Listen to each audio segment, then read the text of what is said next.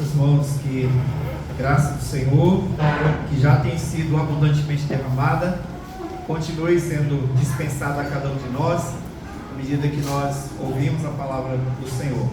Eu quero convidar os irmãos para darmos continuidade à exposição na carta de Paulo aos Gálatas, hoje capítulo 3, do verso 1 ao verso 5. Gálatas 3, do verso 1 ao verso 5.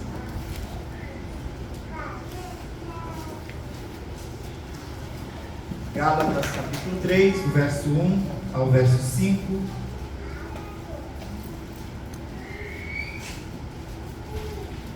Leiamos a palavra do Senhor, que assim diz: Ó Gálatas insensatos, quem vos fascinou a vós outros, ante cujos olhos foi Jesus Cristo exposto como crucificado? Quero apenas saber isto de vós: recebeste o Espírito pelas obras da lei ou pela pregação da fé? Sois assim insensatos, que tendo começado no Espírito, estejais agora vos aperfeiçoando na carne? Terá sido em vão que tantas coisas sofrestes, se na verdade foram em vão. Aquele, pois, que vos concede o Espírito, que opera milagres entre vós, porventura o fez pelas obras da lei ou pela pregação da fé? Deus nos abençoe com a sua palavra. Vamos orar mais uma vez. Ó Pai Santo, nós te damos graças a Deus pela bondade do Senhor e o seu cuidado para conosco. Mais uma vez, Senhor, falar ao nosso coração por meio da tua palavra. E nós pedimos que o teu Espírito nos ajude, Senhor, visto que somos fracos, carentes da tua graça, que todo o nosso coração, todo o nosso ser e a nossa mente, o nosso intelecto foram afetados pelo pecado e, portanto, precisamos da graça do teu Espírito para receber a tua palavra e para obedecê-la, Pai. Seja conosco, ó Deus, guia-nos pela verdade do Senhor, santifica-nos na tua palavra. Nós te rogamos, ó Pai, no nome santo de Jesus. Amém e amém. Meus irmãos, talvez vocês já tenham visto um vídeo de um pai que, querendo talvez colocar o seu filho para exercitar, visto que ele estava gastando muito tempo na televisão, inventou um sistema em que ele colocava o seu filho para pedalar na sala, e então, enquanto o seu filho estava pedalando, a televisão funcionava. E depois, quando o filho parava de pedalar, ele dava um clique na TV e congelava a imagem, e a criança pensava que era a força dele que estava movendo, na verdade, a energia da televisão. Mas aí um pai engenheiro viu a ideia e resolveu fazer para os seus dois filhos um sistema que, à medida que eles pedalavam, ativava ou ligava a televisão, e à medida que eles paravam, desligava a televisão. E eles, certamente, as crianças naquela idade, bem tenra ainda, certamente acreditavam que eles estavam gerando a energia que, na verdade, ligava a televisão. Mas a fonte da energia era o fornecimento normal de energia que a casa tinha, apenas a bicicleta estava ligada ao sistema de liga e desliga da televisão. Mas eles passaram a acreditar que eles é quem geravam a energia para produzir ou para ligar aquela televisão. Em relação à salvação, alguns de nós, sabedores da fonte da nossa graça, da fonte de energia que nos sustenta, parece ainda se comportar como aquelas duas crianças, crendo que quem gera a energia, que quem produz algo é a nossa força, é o nosso esforço. Há um resumo do Evangelho no Antigo Testamento que é bem claro a respeito do modo como Deus, o próprio Deus, vê aqueles que acham ou que creem que por si só podem fazer alguma coisa em relação à sua salvação. E a esses, eles são chamados de malditos, porque estão na verdade confiando em si e não no Senhor. O texto de Jeremias, no capítulo 17, no verso 5, diz assim: assim diz o Senhor, maldito o homem que confia no homem e faz da carne mortal o seu braço e aparta o seu coração do Senhor. Maldito o homem que confia na sua própria força para a sua salvação. Mas o mesmo texto, em Jeremias 17:7, diz o seguinte: bendito o homem que confia no Senhor e cuja esperança é o Senhor. Esse é um resumo muito claro do Evangelho da Graça. Aquele que confia em si mesmo não obtém nada de Deus a não ser a maldição. E aqueles que confiam no Senhor recebem a graça da salvação. Bem, o contexto de Gálatas aqui, Paulo está escrevendo para corrigir esse comportamento nos crentes. Os crentes das igrejas da Galácia estavam sob influência de falsos mestres dentro da igreja, foram persuadidos que havia algo que eles mesmos deveriam fazer, algo que eles mesmos deveriam produzir para que eles pudessem obter a salvação ou crescer nessa graça. Eles então buscam a justificação e a santificação por obras da lei, ao invés de buscar pela fé em Cristo Jesus. No capítulo 3, então, Paulo apela para a experiência desses crentes gálatas e para o conhecimento que eles têm do Antigo Testamento, desafiando-os a refletir sobre como eles estavam trilhando a sua jornada cristã, de forma que eles começaram na graça do Senhor e agora queriam continuar pela sua própria força, estavam tentando aperfeiçoar a sua salvação pela sua própria força. Na aplicação da salvação, quando na eternidade, Deus elegeu pessoas para a salvação, e Ele fez todo o plano, Ele definiu tudo como deveria ser, e Ele aplica essa graça salvadora na história. Na aplicação da salvação ao eleito, todos os elementos da ordem da salvação são descritos nas Escrituras como obras do próprio Deus. A vocação eficaz, a regeneração, a conversão, a justificação, a adoção, a santificação, a perseverança ou preservação dos santos, até a glorificação final, todas são obras de Deus, das três pessoas da Trindade no homem, e não do homem em si, não do crente em si.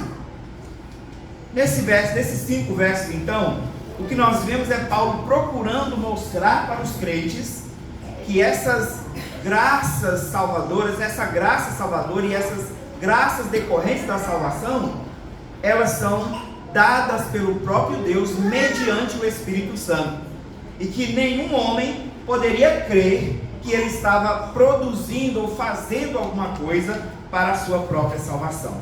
A ideia principal aqui é que a obra completa da salvação é obra livre da graça de Deus, operada pelo Espírito Santo e não pelo homem, mediante a fé e não por obras, mediante a graça de Deus e não por mérito, e que é insensatez buscar o desenvolvimento da nossa salvação fora da graça do Evangelho, mediante a crença em qualquer rito ou em qualquer esforço humano, esforço de nossa parte.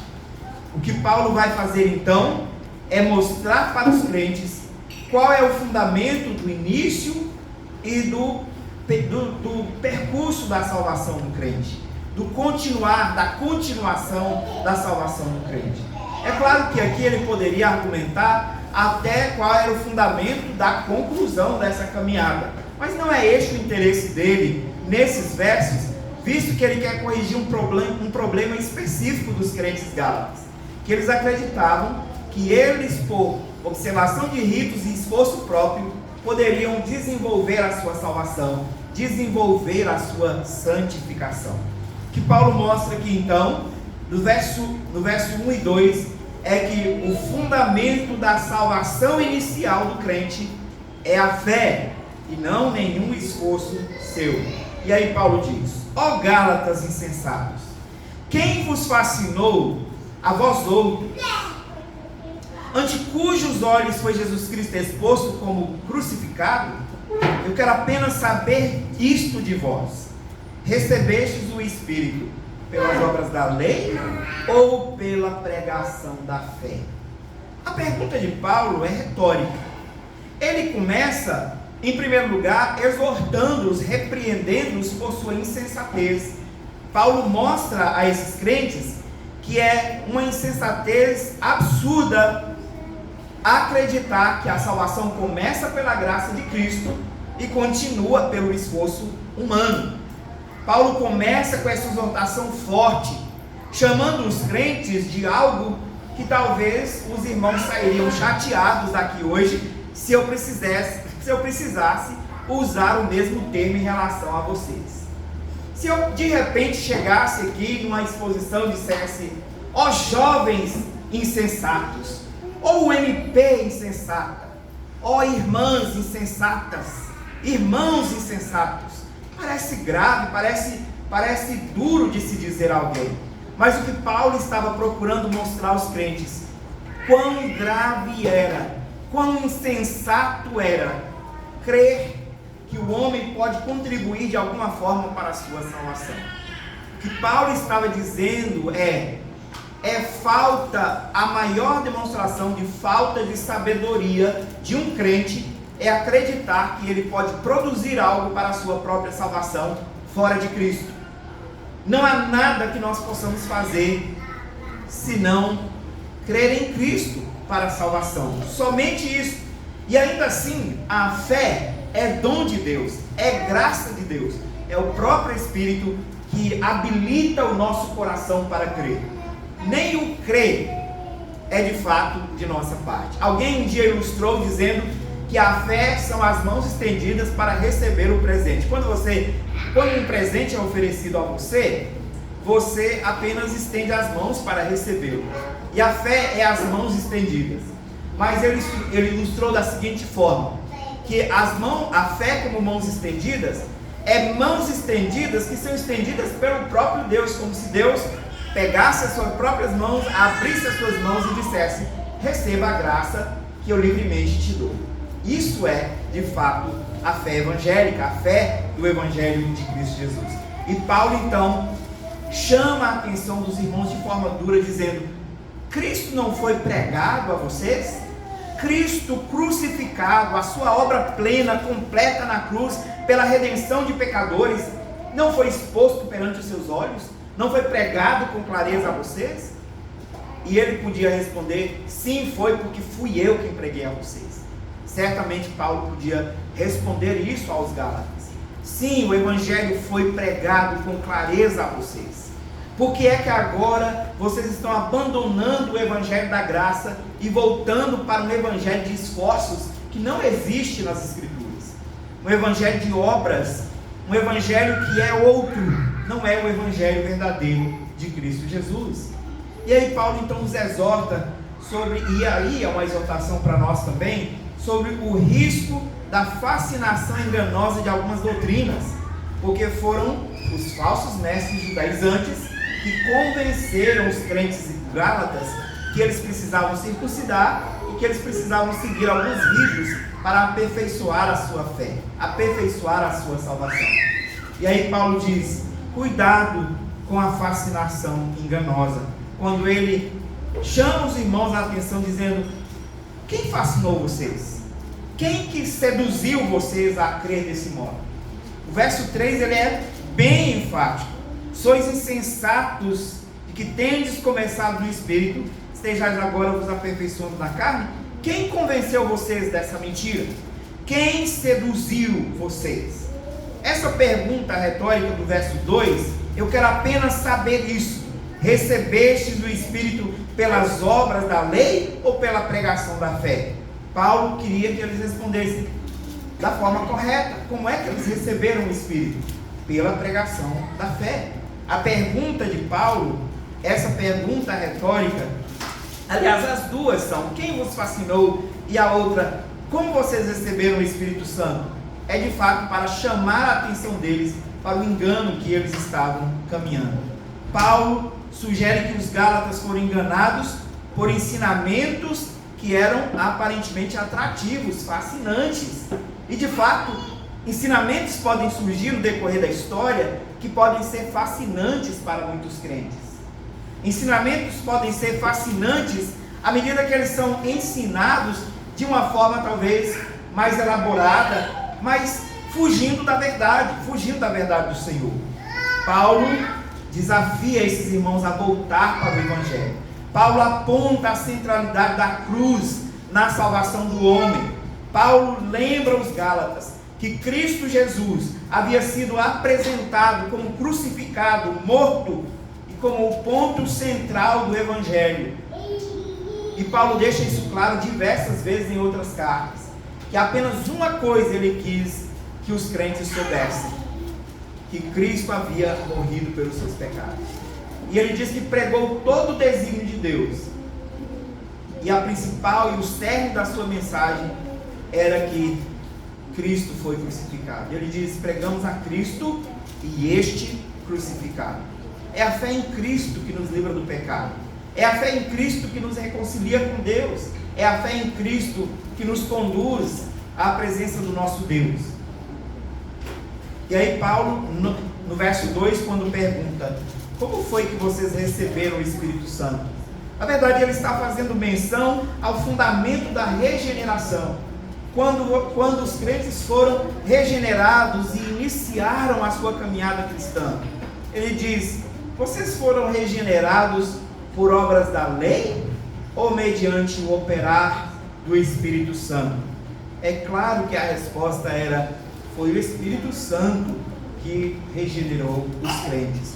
Quando vocês receberam o Espírito da promessa, quando vocês foram ressuscitados da sua morte, como diz Efésios capítulo 2, estávamos mortos em nossos delitos e pecado, mas Ele nos deu vida. Estávamos mortos em nossos delitos e pecados, mas Cristo nos ressuscitou. E da mesma forma que Lázaro foi ressuscitado fisicamente pela palavra de Cristo, nós fomos ressuscitados espiritualmente pela palavra de Cristo. Por isso que Paulo pergunta no verso 2: recebeste o Espírito Santo pelas obras da lei ou pela pregação da fé? Foi a pregação da fé que regenerou o coração daqueles crentes. A pregação da fé que iniciou a obra da salvação no seu coração. Deus mesmo a iniciou mediante a pregação da palavra. O Espírito Santo foi recebido pela fé, não por uma observância da lei, nem por seguir certos ritos. Houve um homem, um mágico, que vendo a operação dos milagres dos apóstolos, ofereceu dinheiro pedindo que eles concedessem a ele o Espírito Santo. Mas a resposta foi que o Espírito Santo não pode ser concedido assim. O Espírito Santo é concedido mediante a fé. Quando crê, recebe o dom do Espírito. Todo aquele que crê é batizado com o Espírito Santo, é selado pelo Espírito da promessa, recebe o Espírito de adoção e agora faz parte da família de Deus. É filho verdadeiro de Deus Pai, ainda que tenha sido por adoção mediante a obra de Cristo Jesus. O que Paulo mostra é que a obra do Espírito é essencial para o início da nossa salvação, mas ele mostra também que ela é essencial para a continuidade dela. O papel do Espírito Santo nas Escrituras, tanto na nossa regeneração, quanto na nossa conversão, quanto na nossa compreensão da necessidade de um Salvador, é muito claro. É o Espírito que nos convence do pecado, da justiça e do juízo, como diz João na sua segunda carta. É Deus quem inicia a obra em nós, não nossas próprias ações. Na eternidade, Deus iniciou essa obra decretando a nossa salvação. Na eternidade, o Cordeiro foi decretada a morte do Cordeiro pela nossa redenção. E na história, Ele mesmo enviou o Cordeiro, Ele mesmo pregou a palavra da salvação, Ele mesmo eficazmente nos chamou pelo seu Espírito, Ele mesmo nos regenerou, Ele mesmo nos justificou, declarando que somos justos perante o Senhor, mediante a fé em Cristo Jesus. Ele mesmo fez toda a obra, Ele começa a obra da nossa salvação. Então aqui Paulo mostrou que o fundamento da salvação inicial do crente é a fé em Cristo Jesus e a obra do Espírito em seu coração. Verso 3 a seguir, ele vai mostrar que o fundamento da continuidade da salvação, ou seja, o fundamento da santificação, também é a fé e a obra do Espírito no coração. Verso 3 a 5, ele diz: sois assim insensato, tendo começado no Espírito, estejais agora vos aperfeiçoando na carne? Terá sido em vão que tantas coisas sofrestes? Se na verdade foram em vão. Aquele, pois, que vos concede o Espírito e que opera milagres entre vós, porventura o faz pelas obras da lei ou pela pregação da fé? Veja o que Paulo está argumentando agora a esses crentes. Ele faz um contraste entre a obra do Espírito e as obras da lei, faz um contraste entre a operação do Espírito no coração e as obras da carne, ou a força, o esforço do homem. Paulo confronta os Gálatas quanto à sua insensatez de tentar alcançar a perfeição espiritual pela carne, pelo esforço, pelas próprias forças e pela observância da lei. Em especial naquele caso, a observância da lei cerimonial. Nem era pela observância da lei moral, a observância da lei cerimonial, visto que estavam buscando ritos, introduzindo ritos dentro da igreja. Mas Paulo mostra que a continuação da salvação, ou seja, a obra santificadora no decorrer da vida do crente, também é pela fé, é operada pela fé, mediante a obra de Cristo e o operar do Espírito Santo no coração do crente. O mesmo Espírito que começou a boa obra é aquele que a continua e que trabalha para que ela seja completa, para que o crente seja plenamente santificado. Paulo, falando do operar de Deus na vida do crente, ele diz em Filipenses, no capítulo 1, no verso 6, eu estou plenamente certo de que aquele que começou a boa obra em vós há de completá-la até o dia de Cristo. O que Paulo está afirmando aqui é que o mesmo que começa é o que termina. Não é como se ele dissesse: eu começo, você completa. Eu começo, você continua. Eu te dou um empurrãozinho e você segue. Não é assim que funciona. Não é assim que opera a graça da salvação. Ele mostra que ele começa, ele continua e ele conclui a obra da salvação. O mesmo Espírito nos chama diariamente à dependência contínua para que nós possamos crescer na graça da salvação. Crer e confiar no Espírito do Senhor para nosso aperfeiçoamento é necessário, é uma necessidade diária, tão real quanto a necessidade de alimento e de água. Paulo diz: será que vocês sofreram em vão? Ou será que todas as aflições que foram instrumentos de Deus para a sua santificação, será que isso foi em vão? Se vocês acham que é o esforço que aperfeiçoa vocês, então eu tenho que reconhecer: foi em vão, porque não é o esforço que aperfeiçoa vocês. E aí Paulo alerta os irmãos quanto ao perigo de crer que nós começamos pelo Espírito e continuamos pela força. Ele diz: sois assim insensatos, verso 3, ao ponto de crer que começaram no Espírito e agora estáis sendo aperfeiçoados na carne? Vocês são insensatos a esse ponto? Será que o Espírito que opera o milagre no seu coração, ele opera mediante obras da lei, ou ele opera mediante a pregação da fé? É a pregação da fé, é o Evangelho de Cristo Jesus, que prepara o coração do homem para crer, que prepara o coração do homem para continuar, que prepara o coração do homem para ser santo perante o Senhor. Se não fosse o próprio Deus que fizesse isso em nossa vida, Jesus não teria orado assim em João 17:17. Santifica-os na verdade, a tua palavra é a verdade. Por que Jesus oraria pela sua santificação, pela minha, dos discípulos daquela época? Por que ele oraria se a santificação é um esforço seu e não uma obra de Deus? Ele está clamando para que a obra de Deus seja realizada em nós. E sim, Jesus orou por você, porque em João 17, ele deixa bem claro no verso 20, que ele estava orando não somente por aqueles, eu oro não somente por esses, mas por todos aqueles que vierem a crer no meu nome. Ele ora por todos os crentes do futuro. Ele orou por mim, ele orou por você, para que nós fôssemos santificados nele, mostrando claramente que ele começou em toda a história, ele começa, continua e termina a obra, não depende de nós. Mais uma vez nós temos que entrar então na questão, qual então a relevância das boas obras? Qual é a importância das boas obras? E qual é o ponto, qual é a vantagem de obedecer à lei do Senhor? Qual a vantagem de obedecer à lei moral?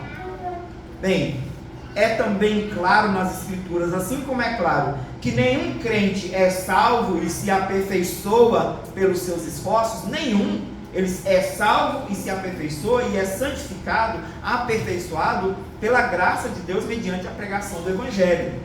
Assim como é claro isso, também é claro que esses que foram salvos e estão sendo santificados foram eleitos na eternidade, e na época em que eles foram eleitos na eternidade, Deus também preordenou as boas obras para que todos aqueles que fossem salvos passassem a andar nelas.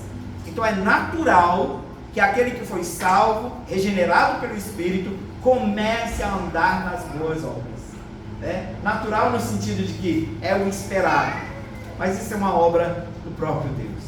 Sim, também é claro e é muito evidente que a obediência da lei do Senhor é para todo aquele que foi salvo. Todo aquele que veio a Cristo para ser salvo, de imediato Cristo o manda obedecer. Obedece os meus mandamentos, obedece a minha lei.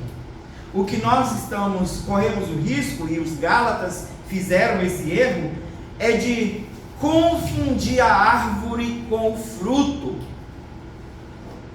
Nós confundimos a árvore com o fruto. E eles imaginavam que o fruto é que produzia a salvação, e não que a salvação é que produzia o fruto. Que o fruto, as boas obras e a obediência da lei é que produziam a salvação. Não, as boas obras e a obediência da lei do Senhor é o fruto da salvação. A salvação é a árvore. Logo, você foi salvo para produzir frutos. Você foi salvo para as boas obras. Você foi salvo para obedecer, para ser capaz de obedecer à lei do Senhor. Sim, até a obediência do crente é pela fé. Não há nada que o crente faça espiritualmente, não há nada que o crente faça para Deus que não seja pela fé. Paulo é muito claro em Romanos, no capítulo 1, no verso 5. Ele diz, ele falando sobre Jesus Cristo e sobre a sua obra na cruz, ele diz: por intermédio de quem viemos a receber graça e apostolado por amor do seu nome, para a obediência por fé, ou para a obediência da fé, em uma outra versão, entre todos os gentios. Obediência por fé ou obediência da fé. A obediência do crente também é mediante a fé. Se você está tentando obedecer a Deus pelos seus esforços, você vai fracassar. Eu acho que já tornou muito evidente que a obediência para os crentes, se você é bem atento ao que acontece na liturgia, você já deve ter visto e tornou bem evidente que a obediência do crente de fato é esperada como uma operação da graça de Deus. Quando nós lemos as Escrituras, assim que nós lemos, nós entendemos que nem o pregador está preparado, pronto, ainda que ele tenha se preparado e lido e conhecido o conteúdo, mas que ele não está preparado para fazer bem o seu papel. Nem o ouvinte está preparado para ouvir, nem você está preparado para ouvir corretamente. A primeira coisa que o pregador faz depois de ler as Escrituras é orar, pedindo que o Espírito Santo o capacite para pregar e ilumine o entendimento do ouvinte para ouvir, e que ajude-o a obedecer. Essa é uma oração que se faz imediatamente à leitura da palavra de Deus. O que é que nós fazemos, o que os pregadores fazem quando termina a exposição? Novamente ele chama você a orar, e aí ele ora pedindo que o Espírito Santo capacite os crentes a aplicar a verdade aprendida, que ele perdoe as nossas falhas em relação ao que foi exortado, e que ele nos capacite para aplicarmos a verdade aprendida. Não é assim? Isso não é uma prova prática de que a obediência é pela fé? Se não fosse, nós não precisaríamos de oração. Porque a oração, ela é, em última análise, a declaração de que eu não posso e que eu dependo de Deus. É isso que nós fazemos quando oramos.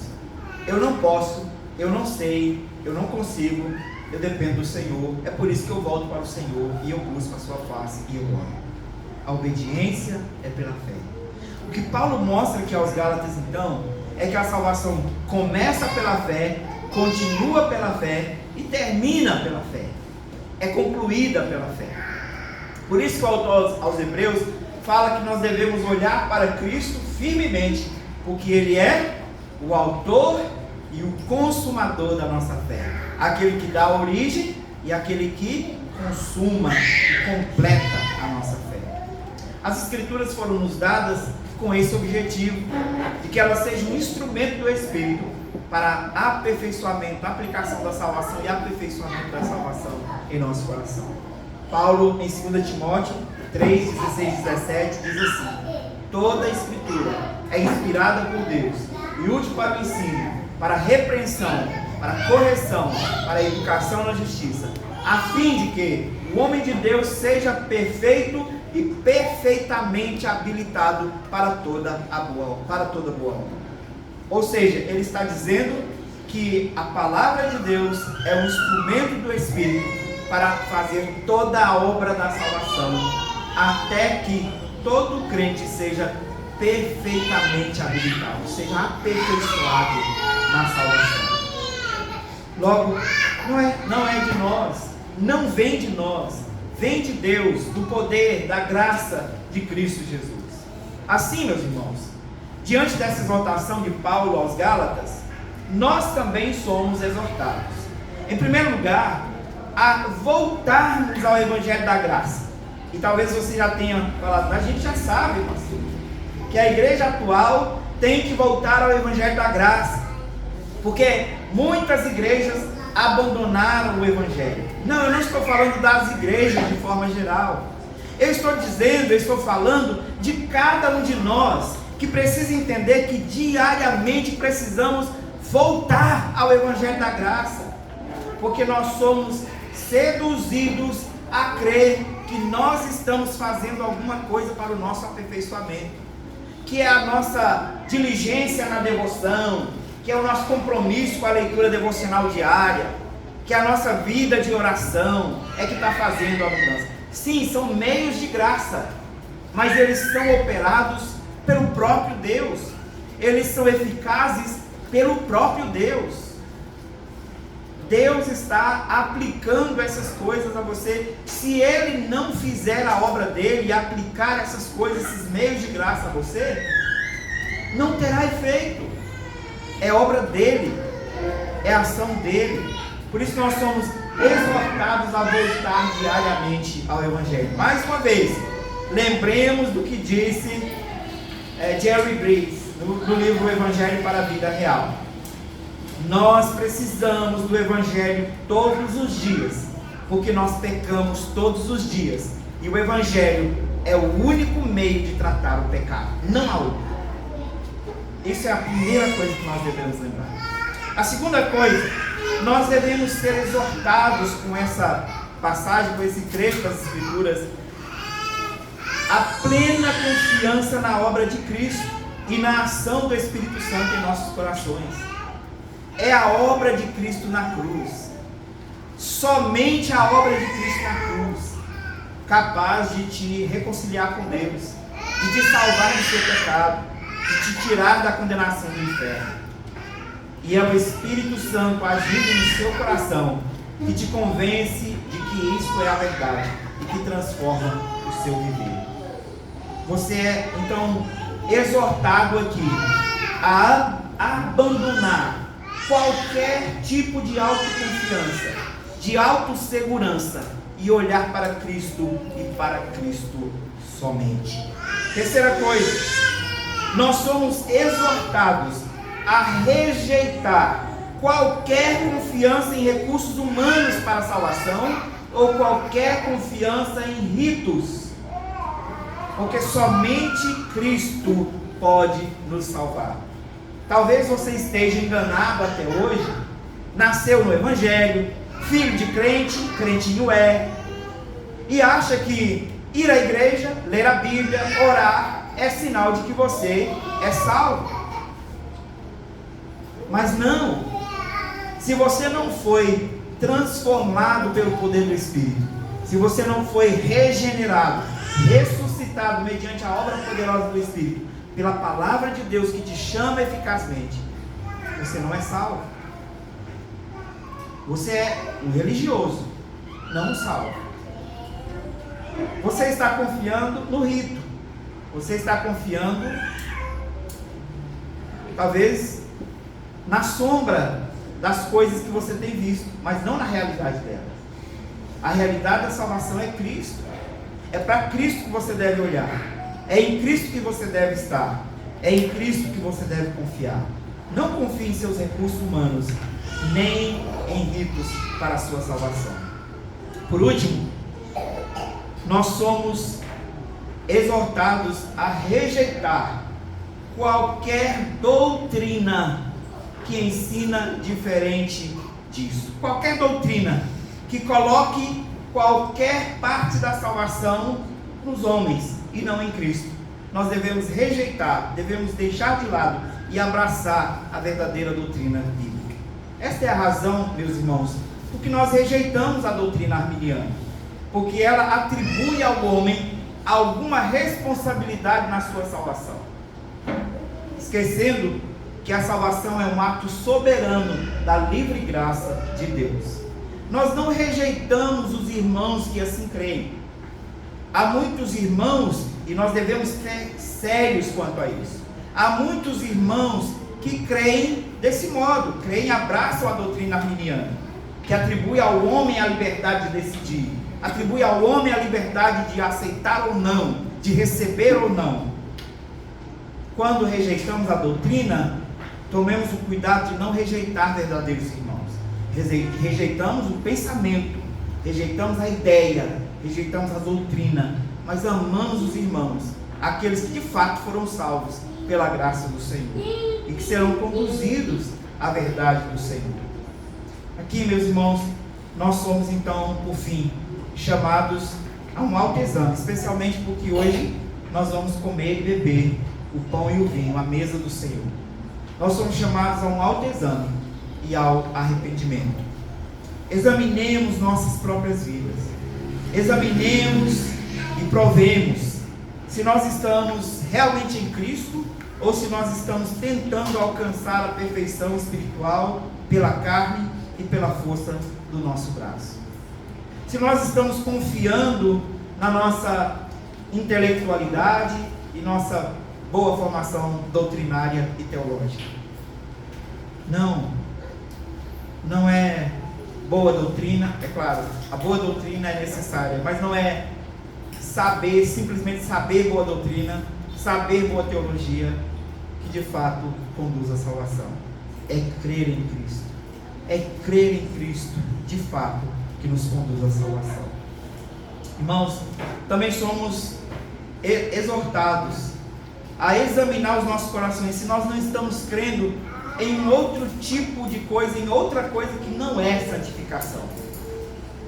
reeducação comportamental, a famosa da atualidade, né, com os coaches e campanhas, né, ou programas de desenvolvimento pessoal, a famosa gestão emocional, a autorregulação. Isso não é santificação. A santificação não é algo que parte de você mesmo, ou de técnicas, ou de práticas. A santificação é uma obra do Espírito, que é operado pelo uso correto dos meios de graça, confiando que aqueles meios são meios divinos para a nossa santificação, a palavra, a oração, os sacramentos. Só Deus pode realizar a santificação em nós. Por isso, meus irmãos, nós precisamos depender continuamente do Espírito Santo em nossas vidas diárias. Manter-nos firmes na verdade do Evangelho, sem desviar para qualquer ensino que enfatize a justiça pessoal ou a justiça própria. Nós precisamos lembrar que o crescimento espiritual vem pela fé em Cristo, na dependência do Espírito Santo, a confiança no poder de Deus, não pelo esforço humano. Lembremos o que Jeremias disse: aquele que confia no seu próprio braço, aquele que confia em si mesmo, aquele que aparta o seu coração de Deus porque confia em si mesmo, é maldito. Maldito, maldito pelo próprio Senhor. Deus mesmo impõe as maldições do pecado sobre aqueles que confiam em si mesmo. Mas aquele que confia no Senhor e coloca a sua confiança, a sua esperança em Deus, esse é bendito, bem-aventurado, mais que feliz, porque creu em Cristo Jesus. Que o Senhor tenha misericórdia de nós, abra os nossos olhos, dê-nos compreensão, para que nós confiemos única e exclusivamente em Cristo Jesus, e em nenhum esforço humano, em nada de nós mesmos. No final, a Ele seja a glória, o louvor, a honra pela nossa salvação, porque ela vem do Senhor e não vem de nós. Vamos orar? Ó Deus Santo,